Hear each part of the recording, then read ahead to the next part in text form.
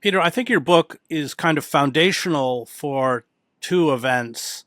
One are the anti immigrant riots in Britain, and the second is Gaza. But let's start with the riots. I completely agree. When I watched the riots happening, and I realized to say I predicted them isn't quite right, but I'd explained the background to them.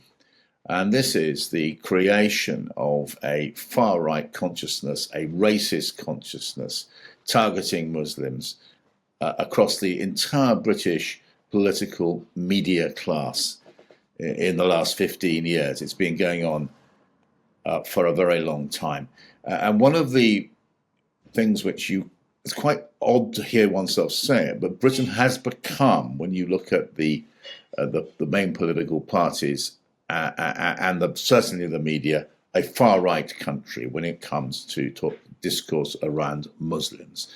The ease with which you can smear Muslims, invent stories, and fabricate, and that Keir Starmer in the general election did it. He introduced dog whistles about Bangladeshis.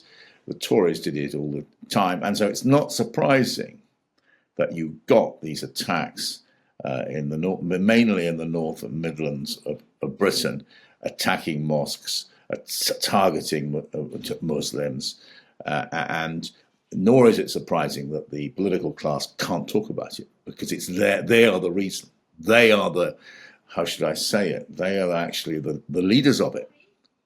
They have made it happen. And there's no capacity to analyze it within the discourse of the media grandees or the politicians because they're behind it. And let's talk about Gaza, because it's the same phenomena where the Palestinians are demonized as terrorists, all of them. You can't raise the issue of Israeli genocide. You can get arrested in the United States for using the phrase "the river to the sea," but I think, again, it is something that is kind of foundational to the work that you did in your book. Yes, it is utterly horrifying the way that Palestinians have been dehumanized. Palestinian lives, Muslim lives, count for nothing at all. And we've seen the preliminaries to this. We saw it with the Rohingya genocide about 7 or 8 years ago now. It happened. Britain supported the Burmese government while it was going on, as the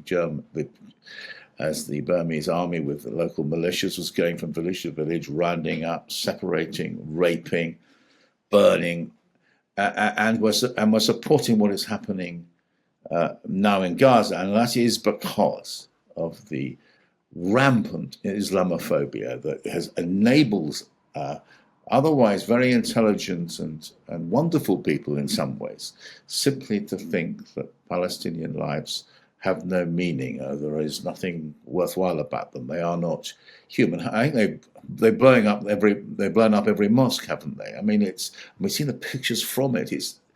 It's a very dark time. I think it's telling us, guys, about who we are as telling America and Britain that we are countries which tolerate genocide. And of course, if we've tolerated this one, which is in real time, of course there will be others.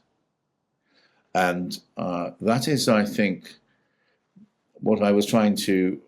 I was intuiting when I was writing some of the book, because there is such a tolerance of this rancid language about vulnerable minorities, particularly at the moment in this world of ours, when they're Muslim. And it has to be said, you cannot report what's it's just not reported in the mainstream media.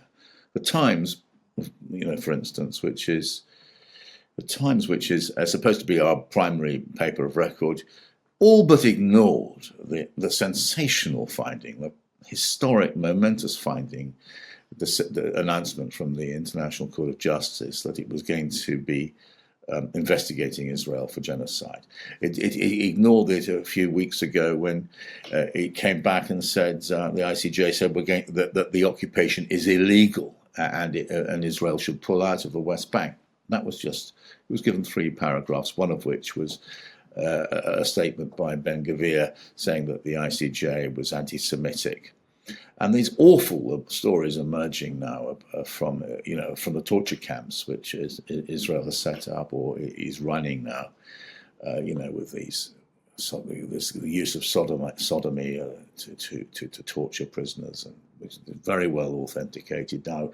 And yet some of the prisoners who are accused of it have become sort of figures on breakfast TV in Israel. This is a very sick society. And yet, bizarrely, the British papers won't cover it.